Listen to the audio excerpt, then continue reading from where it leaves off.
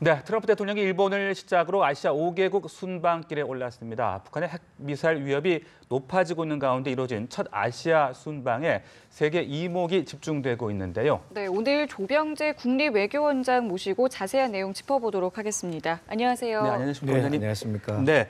자, 이렇게 트럼프 대통령이 아시아 5개국 순방길에 나섰습니다. 열흘이 넘는 이번 순방 상당히 긴 아시아 순방이라고 할 수 있을 것 같은데요. 먼저 의미부터 좀 짚어주시죠.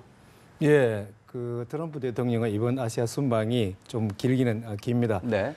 여기 몇 가지가 한꺼번에 이렇게 어울려서 좀 길어졌는데요. 통상적으로 이제 아세안하고 에이펙 정상회담이 이 장소를 나누어 가면서 따로 이렇게 개최가 되는 경우가 있었는데 이번 같은 경우에는 이 두 가지가 아세안, 필리핀과 베트남에서 한꺼번에 개최가 되는 부분이 있었고요. 네. 그리고 또 미국 대통령이 취임하고 나면 이제 첫 번째로 그 아시아 순방을 나서는데 이것이 경우에 따라서는 봄에 이루어질 경우도 있고 네. 봄에 이루어지지 않을 경우에는 이제 가을에 이루어지는데 이럴 경우에는 아세안이나 에이펙 정상회담하고 연계가 돼가지고 같이 추진이 될 수 있거든요. 그래서 이번에는 이 한중일 동북아시아 3개국 순방과 그다음에 에이펙 아세안 정상회담이 한꺼번에 몰려가지고 이렇게 이루어지니까 좀 시기적으로는 많이 길어졌습니다. 그 이번 방문의意義에 대해서는 백악관에서 이제 맥마스터 안보보좌관이 이틀 전인가 그때 이제 그쪽에서 보는 이번 순방의 의의를 제시를 이제 했었죠. 네. 첫 번째로 왔던 것이 그 북한 핵 문제 해결과 관련해서 영내 국가들의 지지를 이제 다 확보를 하고 그다음에 단합을 더 이제 강화를 해나가겠다 하는 부분이 하나 있고 두 번째는 미국에 봤을 때의 그 아세아 정책. 그런데 그거를 미국 쪽에서는 지금은 인도 퍼시픽 이렇게 표현을 합니다. 그러니까 태평양과 인도양을 아우르는 이 아세아에 대한 정책 구상 그걸 이제 이번에 제시를 할 거란 얘기. 그리고 세 번째는 이 지역과의 무역, 통상, 경제 협력을 어떻게 강화할 것이냐 이 세 가지를 주요 아젠다로 그렇게 제시를 하고 있습니다. 네. 네. 자, 이렇게 전반적인 의의를 짚어주셨는데 먼저 가장 먼저 방문하는 일본 이야기부터 좀 해보겠습니다. 예. 2박 3일 동안 이제 일본에 머물게 됐는데 골프 라운딩 또 식사도 상당히 여러 번 하더라고요. 또 정상회담까지 예정이 돼 있습니다. 특히 지난 2월에 아베 총리가 미국을 방문했을 때도 골프 라운딩을 했었던 기억이 나는데 이번에 또 골프 라운딩을 하더라고요. 예. 상당히 뭔가 좀 친밀함을 과시하겠다 이런 의도를 볼 수 있을까요? 어떻게 보십니까? 예, 뭐 그렇게 보일 수도 있고 네. 또 두 분이 다 골프를 참 좋아하시는 분들이구나 네. 그렇게 볼 수도 있고요. 그 이번에 보니까 뭐 이방카 그 장녀 이방카도 예. 일본에 갔고 그 일본 언론이 또 일본 국민들이 보여주고 있는 그 이방카에 대한 뭐 열기 인기 그것도 좀 인상적이었습니다. 상당히 환대를 했었죠. 예. 예. 일본에서는 그러니까 이제 그런 거 하고 골프 라운딩 이런 식으로 이제 행사가 구성이 되고 있으니까 그게 나름대로의 이제 외교적인 특징이 있을 수 있는 것 같고요. 또 한국으로 이제 오고 나면 그다음에 여기에서는 우리 국회 연설이 예정돼가 있고 여기에서 트럼프 대통령이 생각하고 있는 북핵 문제랄까, 예. 그다음에 한미 동맹이랄까, 네네. 그다음에 아세아 정책이랄까 네. 이런 거에 대한 구상이 나가는 거고, 그다음에 또 뭐 이미 아시겠습니다만은 그 평택에 있는 미군 기지 캠프 예. 험프리를 방문하니까 여기에서 또 한미 동맹에 관한 그리고 북한 문제에 관한 이 메시지가 나갈 것 같으니까 이번 순방에서 그 실질적인 문제에 관한 측면에서 바라보는 것 같으면 오히려 한국에 와서 하고 있는 일에 여기에 좀 초점이 맞춰져 있지 않는가 하는 그런 생각도 좀 들거든요. 보기에 따라서. 그래도 아베 총리 입장에서도 이런 스킨십 정치를 통해서 또 뭔가를 또 얻어내고 싶어하는 부분이 있지 않겠습니까?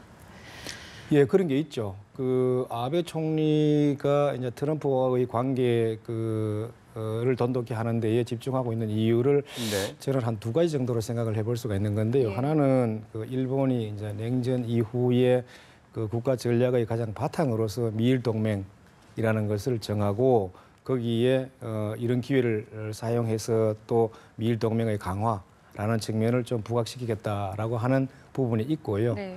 또 다른 하나의 측면에서는 지금 아베 총리가 얼마 전에 이제 북핵 위기의 엄중함을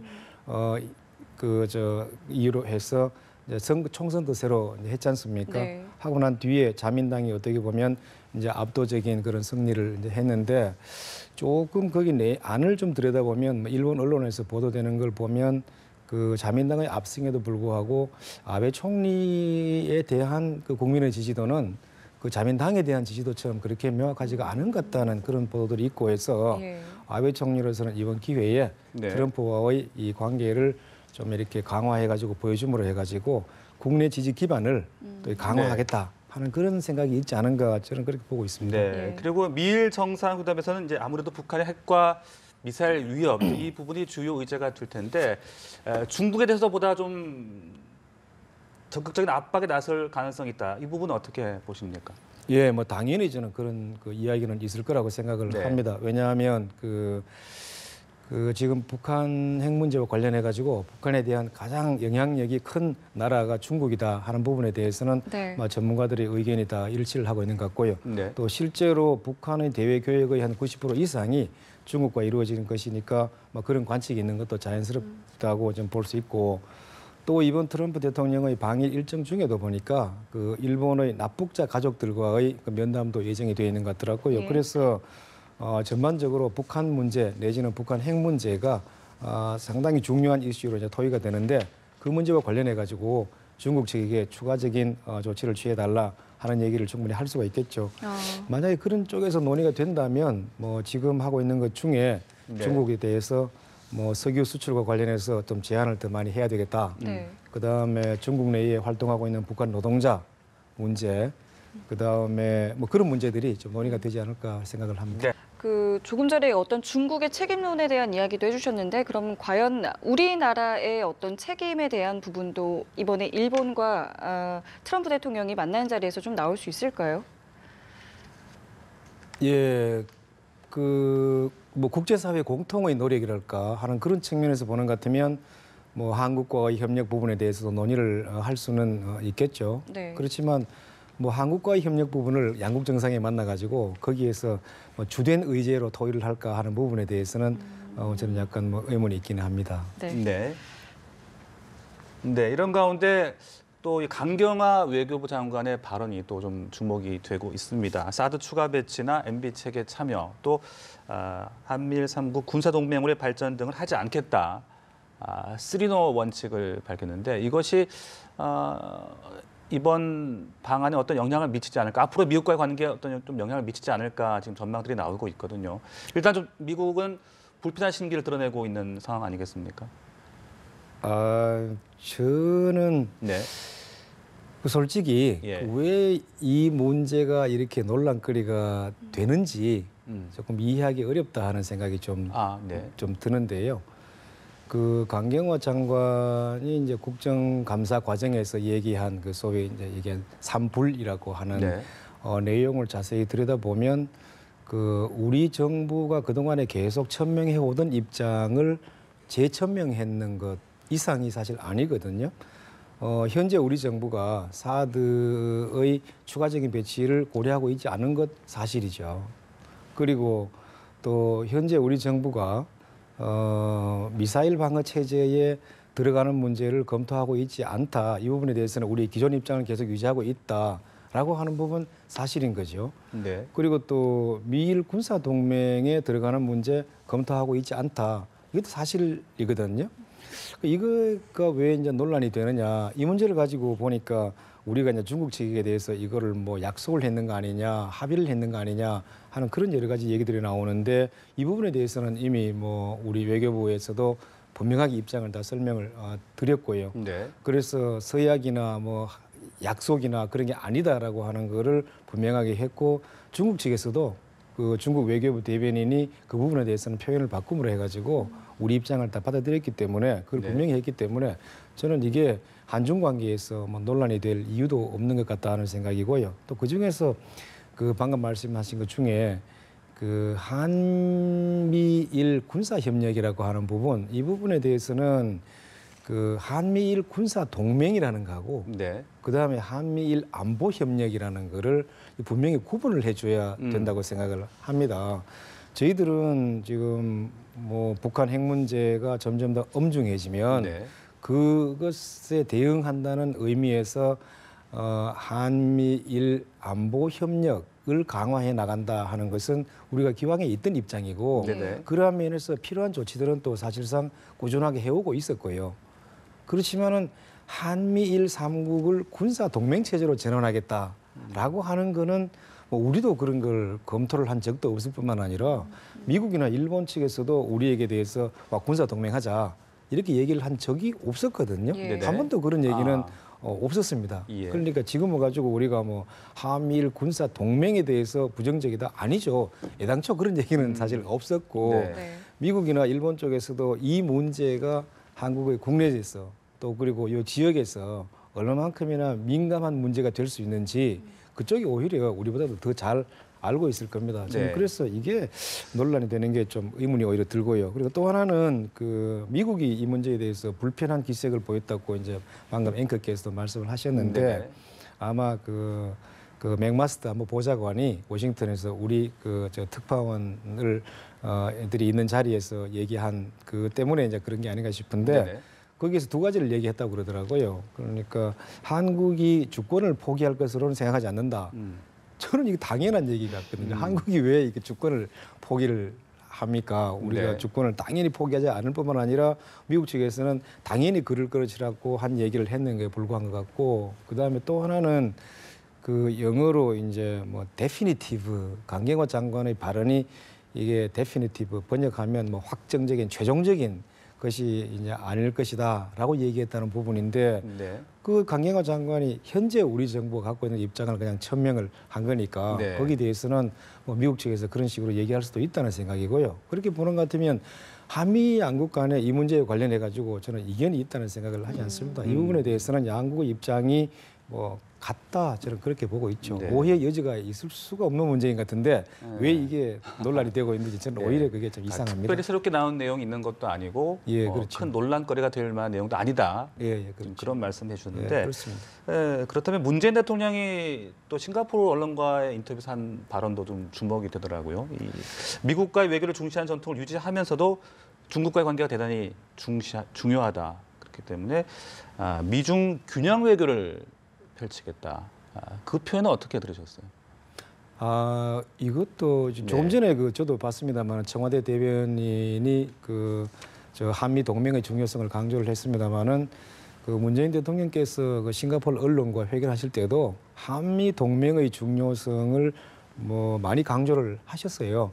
그렇게 하시고 그 다음에 미국과의 동맹이 우리 외교의 근간이다라는 네. 설명을 충분히 하시면서 이어서 네. 한중 관계도 우리에게 중요하다.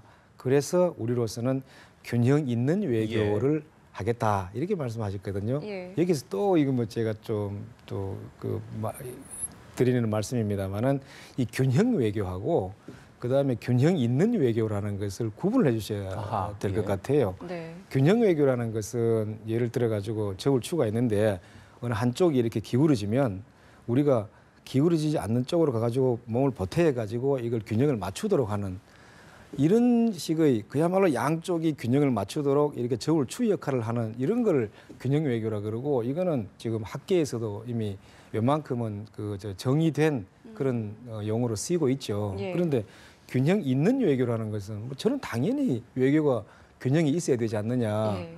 균형 감각이 있어야 되지 않느냐 저는 그렇게 네. 보고 있고 그래서 대통령께서 그렇게 말씀하신 거는 지극히 맞는 말씀이다 하는 생각이 들더라고요. 네, 그럼 당장 야당이 뭐 한미 동맹 약화로 이어질 것이다 이런 비판에 대해서는 동의하지 못하시겠네요. 저는 전혀 동의할 수가 없습니다. 네, 알겠습니다.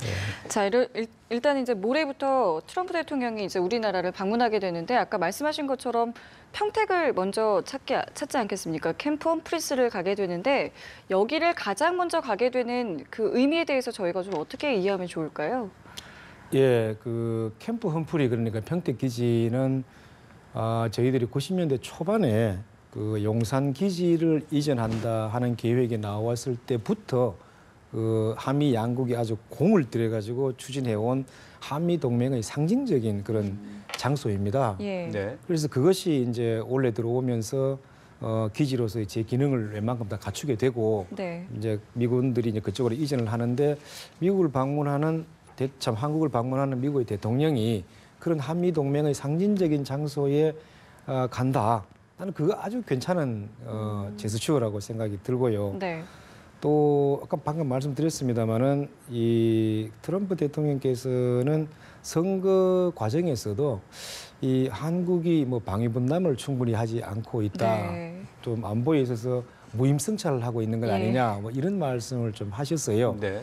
그런데 평택에 가시면 이 평택 기지를 마련하는데 한국이 얼마만큼 큰 기여를 해왔는지 이걸 현장에서 아마 보시게 될 겁니다. 예. 그리고 그걸 보면 한미 동맹이 지금 얼마나 건강한지 네. 또 그 건강한 동맹을 유지하기 위해서 한국이 얼마만큼 큰 기여를 하고 있는지 이런 것들이 그냥 그대로 눈으로 보실 수 있기 때문에 네. 저는 그 참 잘된 일이라고 생각을 하고 있고요. 네.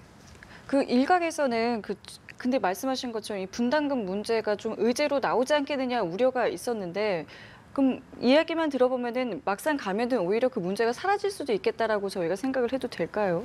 현재 반려 중인 분담금 협정이 그 내년 말에 이제 종료가 됩니다. 예. 그렇기 때문에 올해 중이나 아니면 내년 상반기 중에는 그 다음 이제 협정을 위한 협상을 시작을 하겠죠. 그럼 그래 되면 그건 자연스럽게 흘러가는 거고 그러한 관점에서 보더라도 이번에 트럼프 대통령께서 평택에 가시는 거는 참 잘된 일이라고 생각을 하고 있고요. 네. 뭐 언론에서 전에 보니까 왜 DMZ에 안 가시느냐 하는 그런 얘기를 하셨던데 네. DMZ는 사실 어차피 북핵 문제가 이번 순방의 최대 관심 사항이기 때문에 이미 강조될 만큼 강조가 돼가 있는 것 같거든요.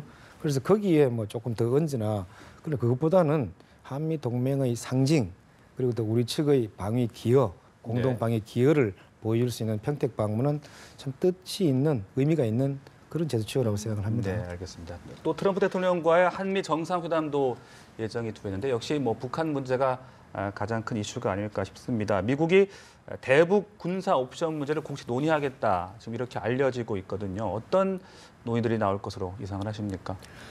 예, 그 북한 핵 문제가 엄연히 좀 당연히 이번에도 네. 가장 큰 안건이 될 것이기 때문에 두 분 정상이 만나시는 것 같으면 뭐 어떠한 의제든지 다 테이블 위에 올라와 가지고 얘기를 이제 하실 수가 있겠죠.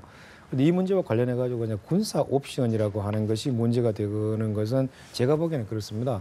미국 측에서는 이 항상 얘기할 때마다 모든 선택지가 다 가능하다. 영어로 표현하기를 all options are on the table 그런 말을 많이 썼죠, 그죠?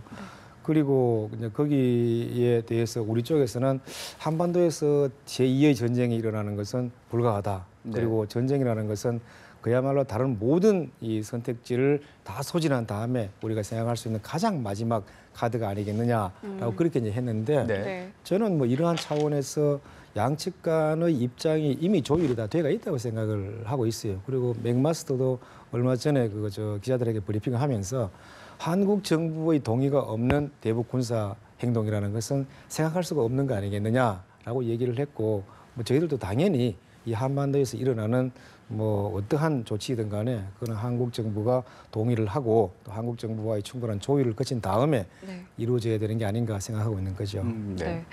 그 처음에 트럼프 대통령이 우리나라를 방문하는 것 중에 하나가 이제 무역 통상 강화에도 어느 정도의 이제 방점이 좀 찍혀 있다라고 말씀을 해주셨는데 그렇다면은 한미 FTA 개정 협상과 관련한 이야기도 이번에 좀 나올 수 있을 거라고 보시는지요? 네, 그 트럼프 대통령의 주된 관심 사항이 이제 그 무역 역조 시정 예. 그리고 네. 또 뭐 미국 내의 일자리 창출하는 그런 거니까 뭐 경제 통상 문제가 이번에도 당연히 논의가 될 것으로 생각을 합니다. 다만 이 FTA 문제에 대해서는 이미 양국 간에 이 이제 협정을 다시 한번 들여다보고 논의를 해보자 하는 데 대한 양해가 성립이 되어 가지고 이미 진행 중에 있기 때문에 이게 뭐 협상을 하느냐 마느냐 하는 그런 문제가 논의될 거는 이제 아니고요. 조금 더 이제 양측이 서로 이제 이렇게 윈윈 할 수 있는 그러한 통상 협력을 강화하는 방안이 무엇이냐 하는 부분에 대한 좀 폭넓은 논의가 있을 수 있겠죠. 네.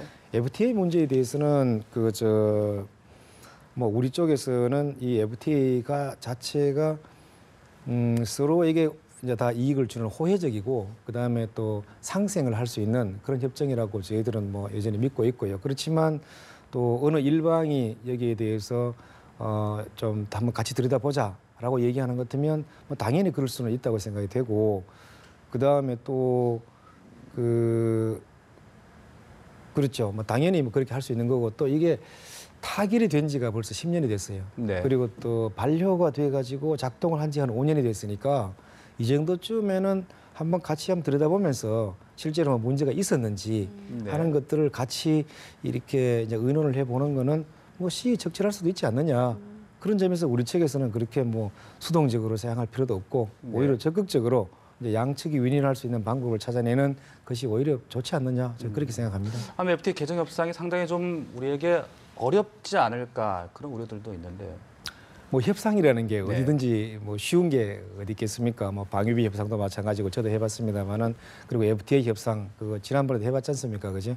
국내적으로 거쳐야 될 문제, 그다음에 양측 간의 입장을 조율하는 문제 네네. 힘들겠죠. 그러니까 이번에도 역시 마찬가지로 또 뭐 여러 가지 그동안에 좀 미진했다고 양측이 다 미진했다고 하는 그런 이슈들이 나올 테니까 네네. 그걸 논의하려면 뭐 우리도 좀 힘들 것이고 미국 측에도 또 만만치 않은 그런 과정이 될 수가 있겠죠. 근데 그건 뭐 양측의 입장을 조율하는 과정에서 또 어떤 협상에서든지 이제 반드시 겪어야 되는 과정이니까 뭐 그걸 우리가 겁낼 필요는 없을 것 같고요.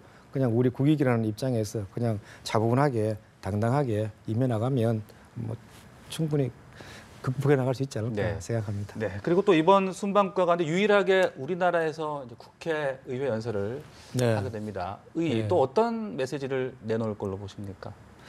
예, 그 백악관에서도 보니까 고위 당국자가 그 이번 순방에서 국회 연설을 하고 거기서 정책 연설을 하는 것은 한국이 이제 유일무이한 거고 그런 의미에서 우리 한국의 국회 연설이 아주 이제 특별한 그런 계기다라고 이렇게 평가를 했었고요. 그때 얘기하면서 이번 특별 연설의 초점이 네. 세 가지 정도일 거다라고 얘기를 했는데 하나는 이제 한미 동맹의 공고함을 이렇게 보여주는 것이고 또 다른 하나는 지난 한 50년 이상 이제 계속되어 온 이 동맹 관계가 만들어 올린, 쌓아 올린 양측 국민 간의 그 우정 같은 것. 그리고 또 세 번째는 네. 현재 당면한 동맹의 위기인 북한 핵 문제를 어떻게 극복해 나갈 것이냐라고 하는 그 메시지. 그러니까 이 세 개 정도가 이제 핵심 요소가 될 거라고 그렇게 이야기를 했죠. 뭐 시간이 남아가 조금 더 한다면 아마 네. 거기에다가 이제 아시아에 대한 미국의 구상, 그 다음에 아시아에 새롭게 미국이 구축하고자 하는 뭐 경제, 통상, 질서 뭐 이런 부분에 대해서 언급이 있을 수는 있지 않을까 생각합니다. 네. 이제 우리나라를 방문한 뒤에는 중국을 또 방문하게 되지 않겠습니까? 이 북핵 이슈 또 네. 미중 간 무역 불균형 등에 대한 이야기가 오갈 것으로 예상이 되고 또 이 중일 간의 만남이 중미 간의 만남이 미중 간의 만남이 우리나라에도 상당히 좀 영향을 미칠 것이다라고 지금 전망이 되고 있습니다. 어떻게 예상을 하십니까? 예, 그 이번에 이제 뭐 미중 정상회담은 북경에 이제 그러니까 중국의 시진핑 체제가 출범한 이후에 처음으로 이루어지는 정상회담이니까 양국 간의 관계를 어떻게 폭넓게 조율할 것이냐 하는 부분에 대해서 양국이 다 좀 신경을 아주 많이 쓸 것 같고요. 또 트럼프 대통령이 이번 순방에서 역점을 두고 제의하고 있는 부분이 그 북한 핵 문제 그리고 이걸 해결을 위한 중국 측의 협조 확보이고 또 다른 하나는 중국과의 경제 문제를 경제 통상 뭐 문제를 논의하는 것이니까 이 두 가지가 다 어떻게 보면 우리하고도 다 관련성이 있을 수 있다고 볼 수 네. 있는 거죠. 뭐 한국 문제를 어떻게 할 것이냐 이걸 가지고 논의된다기보다는 예를 들어 가지고 북한 핵 문제에 대해서 양측이 상황을 안정적으로 관리해 나가는 방안 또 뭐 평화적인 해결 이런 부분에 대해서 원칙적인 합의를 할 수 있고 그런 것들을 갖고 이제 정세를 전반적으로 안정시키는 곳에 어떤 공통의 인식을 표출할 수 있다. 그런데 이럴 수 있다라고 하는 것 같으면 저희들로서는 참 소기의 성과를 거둘 수 있는 것 아니겠느냐 하는 생각도 이제 드는 거고 그래서 저희들도 트럼프의 방중 그리고 거기 결과에 대해서는 아마 주의 깊게 그렇게 아마 다 지켜봐야 되지 않을까 또 실제로 지켜보고 있지 않을까 그렇게 생각합니다. 알겠습니다. 저희 지금까지 조병재 국립외교원장과 함께 트럼프 대통령의 한국 방문을 비롯해서 아시아 순방과 관련해서 말씀 들어봤습니다. 오늘 말씀 여기서 마무리 짓겠습니다. 고맙습니다. 네, 어제 고맙습니다. 네, 감사합니다.